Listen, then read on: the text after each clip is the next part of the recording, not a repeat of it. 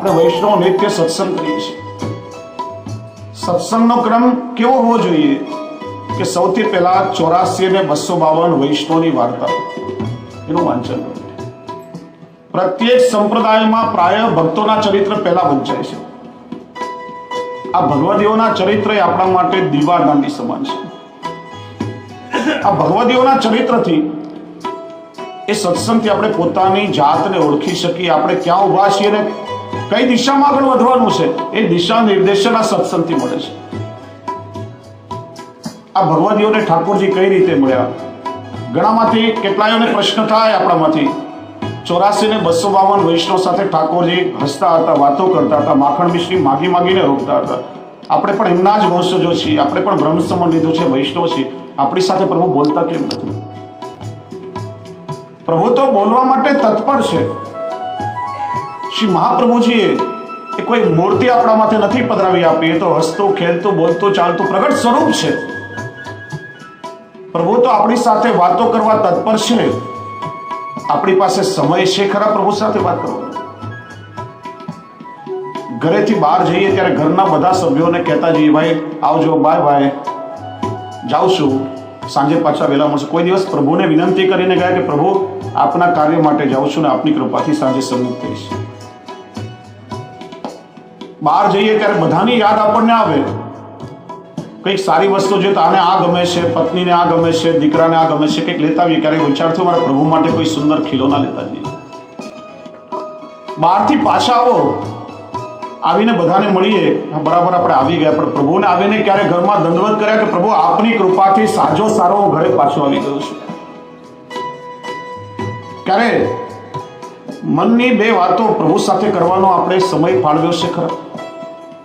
તો પછી પ્રભુ આપણી સાથે કેવી રીતે વાતો કરે? આપણી પાસે સમય નથી તો વાતો કરવા માટે તત્પર છે. એટલા માટે ચર્ચા આપણે સૌ કરી રહ્યા હતા કે વૈષ્ણવો એમનું જીવન ઠાકોરજીની સેવા અને પ્રભુના નામનો સત્સંગ છે. સત્સંગથી જ ઉત્તરોત્તર આપણા જીવનમાં આપણે પ્રગતિ સાધી શકીએ છીએ. અને માટે શ્રી હરિરાયચરણ આજ્ઞા કરે છે કે સત્સંગનું સાતત્ય, નિત્યતા રાખો. થોડો થોડો સત્સંગ નિત્ય કરો. કોઈ પુસ્તકનું વાંચન કરવા બેસો અથવા સત્સંગ કરો તો એવું નહીં કે એક સાથે એક સીટ પર આખી પુસ્તક પૂરી કરી દીધી. થોડું થોડું વાંચન કરો, ચિંતન કરો અને એને યાદ કરવાનો પ્રયત્ન કરો. સંગ એક એવું પરિબળ છે કે કોઈ નાનો માણસ હોય ને કે જે કોઈ અધમ માણસ, એને કોઈ મહાન વ્યક્તિનો સંગ થાય તો એ મહાન વ્યક્તિના સંગથી અધમ માણસ પણ મહાન બની શકે છે. કે છે કે સત્સંગ કરવાથી આપણને શું ફળની પ્રાપ્તિ થાય? શ્રીમદ ભાગવતજીમાં પરીક્ષિત રાજાને સુખદેવજી મહારાજ એ સત્સંગના પંચામૃત જેવા 5 ઉત્તમ ફળોનું દર્શન કરાવે છે. વધારે ન સમજાય આટલું સમજી લો તો પણ સત્સંગનું મહત્વ સમજાઈ જશે. જીવનો સ્વભાવ છે કોઈ કાર્ય આપણે કરીએ પણ એ કાર્ય કરવામાં આપણને લાભ શું મળશે એનો માણસ પહેલા વિચાર કરે. બધા કહેવાય છે ને કે લાલો લાભ વગર લૂંટે નહીં. આ ભગવત નામના સત્સંગથી 5 ઉત્તમ ફળો મળે. સૌથી પહેલું નિર્ભયતા, માનવી નિર્ભય. બીજું નિસ્સંદેહતા. ત્રીજું ફળ છે હૃદયમાં પ્રભુનો આવિર્ભાવ. ચોથું સર્વત્ર ભગવત દર્શન, બધે જ ભગવદાનંદની અભિવ્યક્તિ. અને 5મું ફળ છે પ્રભુના સ્વરૂપમાં અનુરાગ થવો, પ્રેમની પ્રાપ્તિ થવી. આ 5 ઉત્તમ ફળોની પ્રાપ્તિ ભગવત ધામના સત્સંગથી થાય છે. સૌથી પહેલું નિર્ભયતા. સત્સંગ માનવીને નિર્દોષ બનાવે છે. ભાગવતજીમાં કહ્યું કંપંતે સર્વ પાપાની સપ્તાહ શ્રવણે સ્થિતે અસ્માકમ પ્રલયમ સદ્ય કથાએવ કરીષ્યતિ.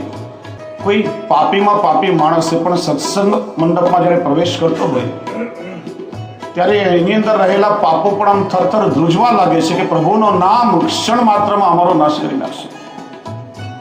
સત્સંગ માનવીને નિષ્પાપ બનાવે છે અને નિષ્પાપતા જ નિર્ભયતાની જન્મ છે.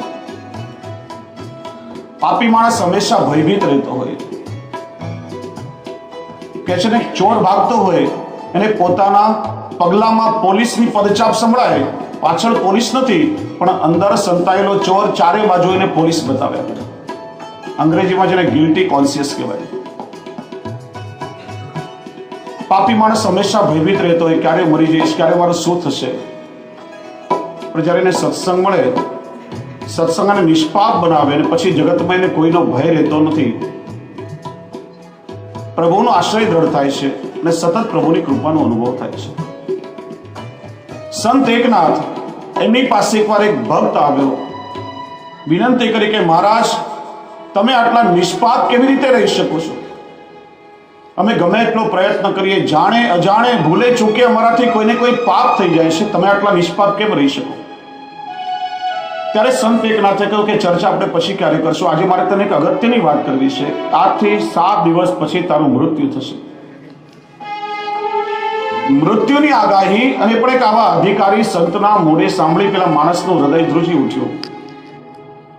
સંતને વંદન કર્યા, ભાગતો ભાગતો ઘરે આવ્યો. ઘરે આવતા જ પોતાનો ક્રોધી તામસી સ્વભાવ બદલી નાખ્યો.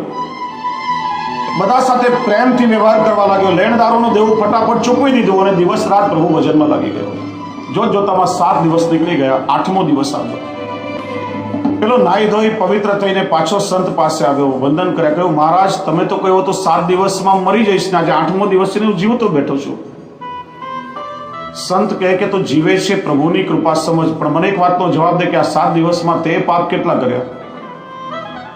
પેલો કે પાપ શું, પાપનો વિચાર સુદ્ધા કર્યો નથી. 7 દિવસમાં જો મરવાનો હોય તો પાપ શા માટે કરવું?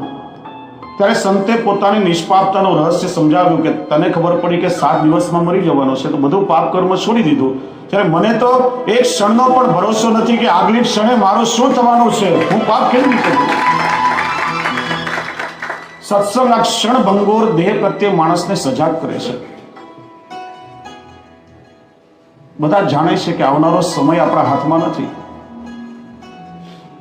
બધા જોવે છે કેટલા શ્વાસ આપણે લઈશું એ કોઈને ખબર નથી. અને છતાંય માણસ પોતાના ધર્મને છોડી દેશે, એનાથી મોટું આશ્ચર્ય બીજો કોઈ હોઈ શકે. સત્સંગ સમજાવે છે કે આ દેહ ક્ષણભંગુર છે, ક્યારે કોના આયુષ્યની દોરી કપાઈ જશે ખબર સુદ્ધા નહીં પડે. અને એ પહેલા ભગવત નામમાં તમે પ્રવૃત્ત થઈ જાઓ. માણસ નિષ્પાપ બને અને નિષ્પાપ માણસ પછી આ જગતમાં કોઈનો ભય સતાવતો નથી, નિર્ભય બની જાય છે. સત્સંગનું બીજું ફળ છે નિસ્સંદેહતા. મનમાં રહેલા લૌકિક અલૌકિક આ બધા સંશયોને સત્સંગ દૂર કરે છે. ઘણીવાર ભગવાનની લીલાઓમાં પણ શંકા થાય.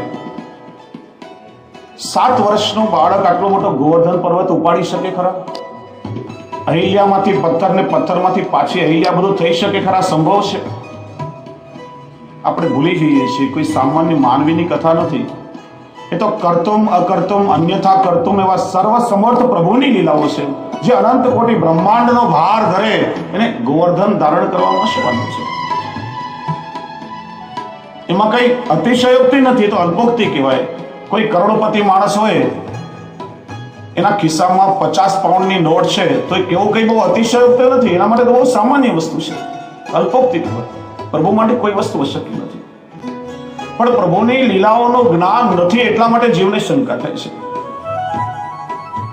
લૌકિકમાં પણ કહેવાય ને, સંશયાત્મા વિનશ્યતિ. દૂધમાં ખાટી છાશનું એક ટીપું પડે તો તપેલીના બધા દૂધને ફાડી નાખે છે. એમ લૌકિક જીવનમાં પણ ક્યારેક સંશય થાય, શંકા થાય તો માણસના આખા સંસારને બગાડી નાખે છે.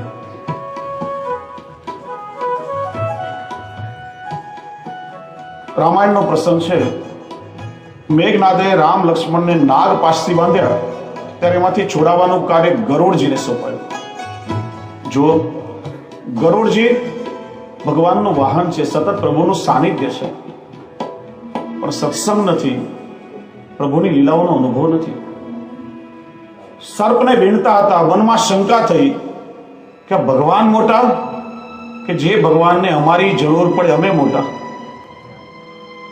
જેને બધા ભગવાન કહે છે, જે સામાન્ય જીવને ક્ષણ માત્રમાં ભવપાશમાંથી છોડાવી શકે અને એક તુચ્છ રાક્ષસ નાગ પાસથી બાંધી શકે, ખરેખર આ ભગવાન છે કે બીજું કોઈ? ગરુડજી નારદજી પાસે ગયા, નારદજી બ્રહ્માજી પાસે મોકલ્યા, બ્રહ્માજી શિવજી પાસે મોકલ્યા, શિવજીએ કાગભૂષણજીજી પાસે મોકલ્યા. એમના મુખથી કથાનું શ્રવણ થયું, પ્રભુની લીલાઓનું શ્રવણ થયું, ત્યારે ખબર પડી, ત્યારે સમજાયું કે તો પ્રભુની લીલા છે, અવતાર કાર્ય કરવા માટે પ્રભુએ આ લીલા કરી છે. સત્સંગ માણસની શંકાઓને દૂર કરે છે ને નિસ્સંદેહ બનાવે છે.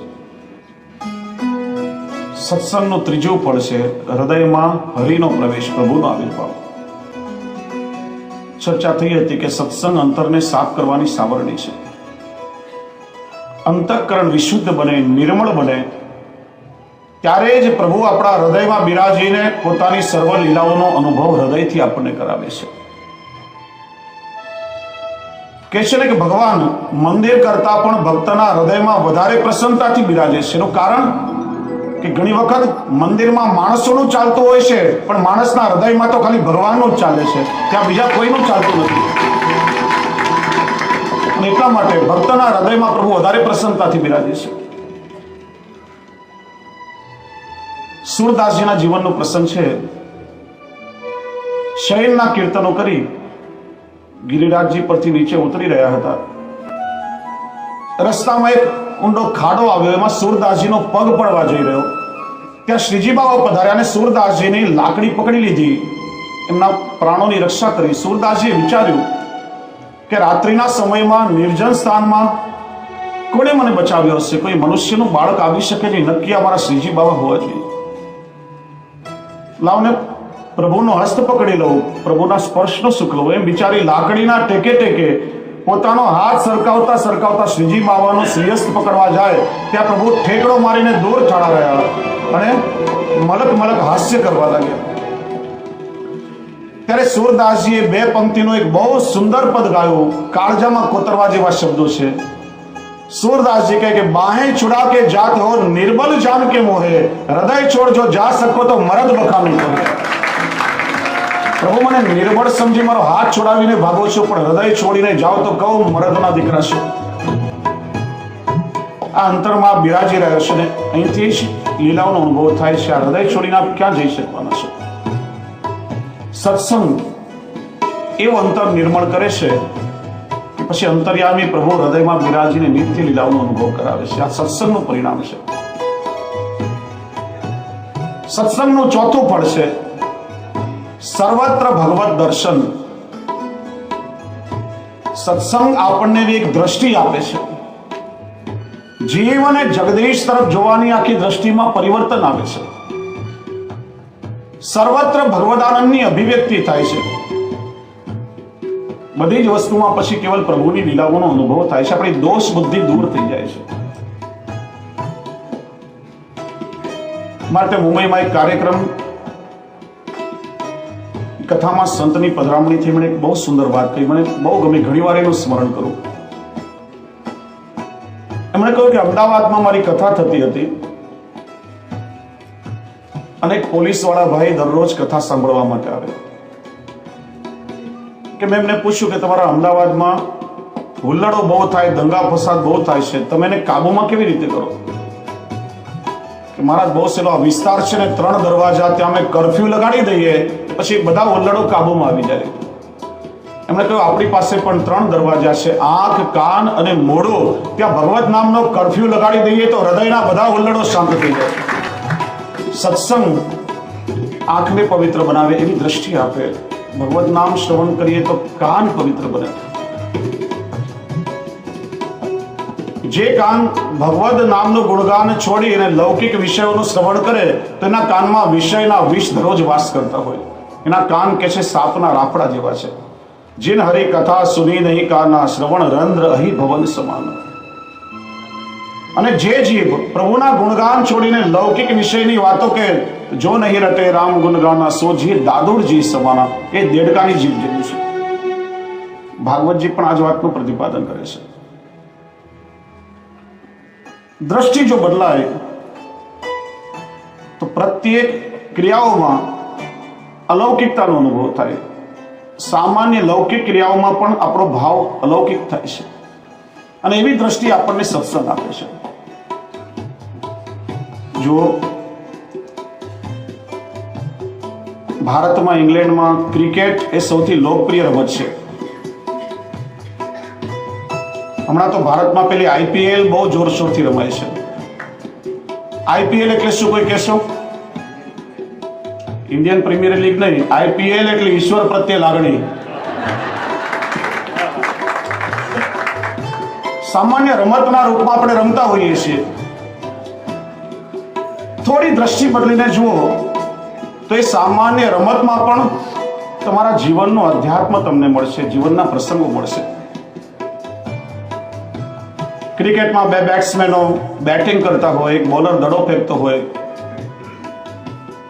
વિકેટ કીપર હોય, રનર હોય, નવો ફિલ્ડર હોય, એમ પર આ બધી વ્યવસ્થા હોય. તો આ બધું શું કે આ જગતના મેદાનમાં, સંસારની પીચ ઉપર આપણે બધા જીવનનું ક્રિકેટ રમીએ છીએ. પીચ એ સંસારની છે, અને આપણે જ્યારે વિકેટ પર હોઈએ, બેટિંગ કરતા હોઈએ, ત્યારે હાથમાં બેટ એ વિવેકનું હોવું જોઈએ. બોલર એટલે ભગવાનની માયા, એ 6 દડા ફેંકે છે. દડા એટલે અવસર, કામ, ક્રોધ, લોભ, મોહ, મદ અને મત્સર. ક્યારેક કોઈ દડો ઇન સ્વિંગ થાય, ક્યારેક કોઈ આઉટ સ્વિંગ થાય, ક્યારેક કોઈ ગુગલી બોલ આવે. તો એ સુખ દુઃખ આપણા જીવનમાં આવતા અવસરો છે, અને પ્રત્યેક અવસરને વિવેકથી સાચવવું પડે. જો વિવેક ચૂકી જઈએ તો પાછળ 3 વિકેટ છે, મન, બુદ્ધિ અને ચિત્ત, દાંડી ઉડે ને આપણે ક્લીન બોલ. વિકેટ કીપર એ અહંકાર છે, બેટને કટ લાગીને હાથમાં ઝીલાય તો પણ આઉટ. પ્રત્યેક અવસરને વિવેકથી સાચવવો પડે, પ્રત્યેક દડાને વિવેકના બેટથી રમવું પડે. જીવન સાથી એ રનર છે, એની સાથે યોગ્ય સમજણ કેળવવી પડે, નહીં તો વચ્ચે આપણું જીવતર બગડી જાય. પ્રત્યેક દડાને રમીને આપણે રન બનાવવાના છે. રન એટલે શું? તો કે રન એટલે ભગવાનની કૃપા. જેમ ક્રિકેટમાં પુરુષાર્થ રન બનાવવા માટે છે, એમ ભગવદીય વૈષ્ણવના જીવનનો પુરુષાર્થ પ્રભુની કૃપાનું સંપાદન કરવા માટે છે. 1, 2 ને 3 રન મળે તો ભગવાનની સાધારણ કૃપા, 4 લાગી જાય તો ભગવાનની અસાધારણ કૃપા, ને 6 લાગે તો ઠાકોરજીની મહદ કૃપા. પણ મેદાનમાં બીજા 9 ફિલ્ડરો છે જે તમને રન નહીં બનાવવા દે, તમારા રનને અટકાવશે. લેગ સાઈડમાં 5 ફિલ્ડરો છે, એ છે પંચ પ્રવાહ અવિદ્યાઓ, દેહાધ્યાસ, પ્રાણાધ્યાસ, ઇન્દ્રિયાધ્યાસ, અંતઃકરણાધ્યાસ અને સ્વરૂપી સ્મૃતિ. ઓફ સાઈડમાં બીજા 4 ફિલ્ડરો છે, એ છે અન્યાશ્રય, અસમર્પિત, અસદાલાપ અને દુસ્સન. એનાથી બચાવી અને ભગવત કૃપારૂપી રનનું સંપાદન કરવાનું છે. 2 એમ્પાયરો છે જે રમતનું નિરીક્ષણ કરીને પોતાનો નિર્ણય આપે છે, એ છે લોક દ્રષ્ટિ અને વેદ દ્રષ્ટિ, એટલે કે સંતો અને ગુરુજનો, જે આપણા જીવનને જોઈ અને નિર્ણય આપે છે. પણ ઘણીવાર બંને એમ્પાયરો ડિસિઝન લેવામાં અસમર્થ જણાય, કે આજકાલ 3rd એમ્પાયરનું ડિસિઝન ફાઇનલ ગણાય. 3rd એમ્પાયર એટલે ઠાકોરજી પરમાત્મા પોતે, જેનો નિર્ણય અંતિમ અને અફર ગણાય. વિચાર આવે કે ભગવાન એક્શન રિપ્લે કેવી રીતે જોતા છે? તો કે છે ચંદ્ર ભગવાનનું મન છે, સૂર્ય ભગવાનની આંખો છે, અસંખ્ય ટીવી કેમેરા એ તારાઓ છે, જેનાથી ભગવાન સંસારની પ્રત્યેક ક્રિયાઓ નિહાળી અને નિર્ણય આપે છે. ધર્મરાજાનો ચોપડો એ સ્કોરબોર્ડ છે, કોણે શું કર્યું એની સતત નોંધ એમાં થાય છે. આપણા સૌના જીવનનું આ ક્રિકેટ છે, અને એના પર બહુ સુંદર પંક્તિઓ લખાઈ છે. જગત મેદાન છે મોટું અને જીવન ક્રિકેટ છે. જગત મેદાન છે મોટું અને જીવન ક્રિકેટ છે. ઘણા છે રન હજુ બાકી ને છેલ્લી વિકેટ છે. કે ખેલ જો જીવન તો રમજો ખેલ દિલીથી, કરે કોઈ ભૂલ જો સાથી તો સહેજો સ્નેહ દિલીથી. વિજય છે સત્યનો સમજી વિચારજો નેક દિલીથી. મનુષ્ય અવતાર મૃત્યુ લોકથી છૂટવાનો ગેટ છે. જગત મેદાન છે મોટું ને જીવન ક્રિકેટ છે. શું કુબેરો શું સિકંદર આઉટ થવાના એક દી. સિકંદર આ ધરતીનો ધણી થવા માટે આવ્યો હતો, આખી અડધી દુનિયા જીતી લીધી હતી. પણ કહે છે ને કે જ્યારે અંતિમ સમય આવ્યો અને પોતાની છેલ્લી વાત એને કહી કે મારું જ્યારે મૃત્યુ થાય ત્યારે મારી ઠાઠડીના બંને બાજુ મારા હાથ ખુલ્લા રાખજો.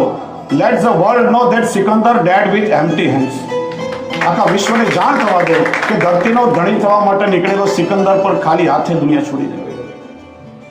શું કુબેરો શું સિકંદર આઉટ થવાના એક દી, સમય આવે પીચ પરથી સૌ જવાના એક દી, આ પ્રાણનું પરબેડિયું થાશે રવાના એક દી. અણનમ ઉભો અહમથી 10 વિકેટ જાય, છેલ્લો 11મો નોટ આઉટ ખેલાડીઓ એને પણ પેવેલિયનમાં જવું પડે. અણનમ ઉભો અહમથી એને ગુમાવી વિકેટ છે. જગત મેદાન છે મોટું અને જીવન ક્રિકેટ છે.